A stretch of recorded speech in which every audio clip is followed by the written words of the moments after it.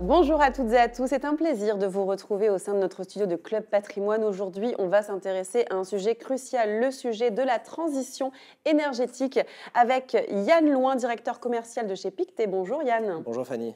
On vous retrouve, je suis heureuse de vous retrouver dans ce studio pour parler de transition énergétique. Alors on le sait, c'est un sujet au cœur des débats dont tout le monde parle. En plus en 2025 avec l'élection du président Trump, la question des répercussions sur la transition énergétique se pose. Quels sont selon vous les potentiels dans ces secteurs ? Alors oui Fanny, effectivement la réélection de Donald Trump aux États-Unis pose la question de la suite qui sera donnée aux différentes subventions qui avaient été accordées, notamment dans le cadre de l'IA par l'administration Biden, et du coup la soutenabilité de certains secteurs d'activité et de leur performance boursière à venir. Malgré tout, je pense que ce qu'il faut garder à l'esprit, et on avait déjà eu un premier exemple lors du premier mandat de Donald Trump, c'est qu'il y a une vraie dichotomie entre annonces politiques, réalité économique et performance boursière. Il faut quand même se rappeler que c'est pendant le premier mandat de Donald Trump que nous avons eu la dernière grande bulle sur les énergies renouvelables en 2019-2020, alors même que l'administration Trump était sortie de l'accord de Paris qui engage les États-Unis à réduire drastiquement leurs émissions carbone au cours des prochaines décennies.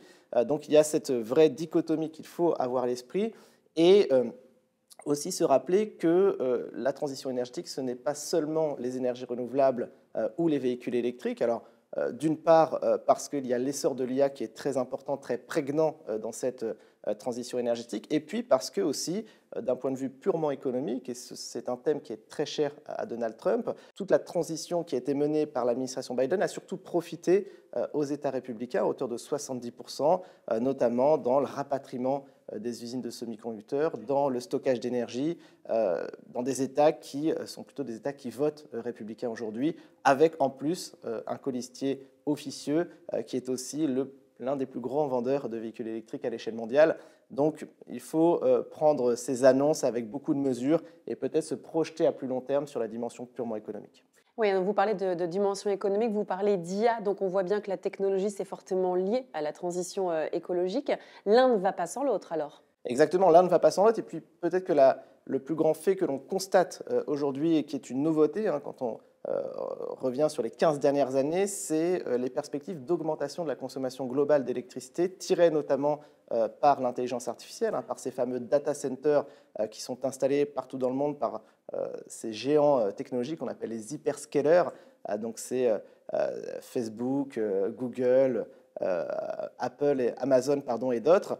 Et ce qui est important de noter, c'est que ces data centers sont énergivores et il faudra de toute façon trouver le moyen de se fournir en électricité. Et là encore, la logique économique prime. Les énergies renouvelables sont d'une part propres et répondent aux engagements carbone, notamment des géants technologiques que sont ces fameux Amazon et autres, mais surtout ce sont aussi les énergies les moins coûteuses à produire et les plus facilement déployables avec cette forte scalabilité, c'est-à-dire cette capacité à faire grossir le parc très rapidement. Donc ça, c'est un fait qui est très important et qui permettra de répondre à cette demande croissante d'électricité dans les prochaines années. Vous parlez d'investissement, justement, on va parler d'investissements intéressants aujourd'hui avec de forts potentiels. Quels sont les secteurs et également peut-être les zones géographiques à privilégier ? Alors c'est vrai que les zones géographiques, ça passe plutôt aux États-Unis aujourd'hui, même s'il y a de très belles entreprises en Chine, mais qui ont le désavantage de ne pas être aussi profitables que les entreprises américaines, avec des marges qui sont généralement assez faibles. Aujourd'hui, il y a plusieurs secteurs d'activité qui nous semblent pertinents d'un point de vue des valorisations, parce qu'ils ont souffert des taux élevés, parce que les annonces politiques ont engendré un sentiment un petit peu négatif à l'égard des investisseurs, typiquement les renouvelables et l'industrie de l'électrification des transports. Et puis, il y a également toutes ces activités qui vont profiter de l'essor de l'IA, encore une fois. L'efficience énergétique, l'efficience manufacturière à l'égard de la transition énergétique et du développement de ces data centers, et donc des entreprises typiquement comme Broadcom, comme Marvell, des entreprises comme Eaton dans le refroidissement, sont des dossiers que l'on continue de regarder de très près et qui seront certainement les grands gagnants de demain. Parfait. Bah, merci beaucoup Yann d'être venu nous parler de toutes ces opportunités d'investissement dans ces secteurs de la transition énergétique qui marquent encore des opportunités malgré l'élection de Donald Trump, on le disait en tout début d'interview. Merci beaucoup. Merci Fanny.